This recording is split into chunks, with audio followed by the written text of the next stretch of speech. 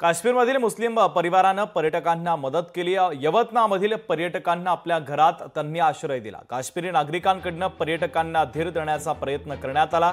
मुस्लिम परिवार देवदूत ठरल्याची पर्यटकांनी भावना व्यक्त केलेली आहे। 3 रूमचं त्यांचं छोटंसं घर होतं, एक किचन आणि 2 रूम। तर ते स्वतः सगळे कुटुंब त्या किचनमध्ये झोपले आणि आम्हाला 2 रूम दिल्या त्यांनी आणि आम्ही तिथं रात्रभर राहिलो। थंडी एवढी असल्यामुळं शेजारच्या घरून त्यांनी अंथरूण पांघरून आणलं आणि आमची सोय केली। तर त्या मुस्लिम कुटुंब आम्हाला देवदूत वाटलं त्या समयी, कारण अशा अडचणीच्या वेळेस त्यांनी आम्हाला तिथं मदत केली आणि त्या मुस्लिम कुटुंबाबद्दल खरोखर आम्ही मनापासून त्यांचे आभार व्यक्त करतो। आम्ही सगळे घाबरून गेलो होतो।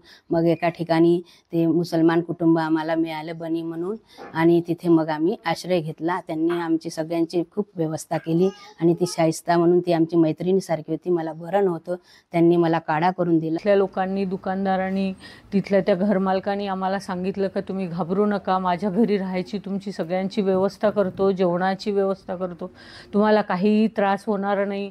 आणि खरोखर त्या घरच्या स्त्रिया इतक्या छान होत्या, त्यांनी आमच्या सोबत गप्पा गोष्टी केल्या। आम्हाला त्यावेळेस थोडा धीर आला आणि त्यांनी आम्हाला सगळ्या तऱ्हेने मदत केली।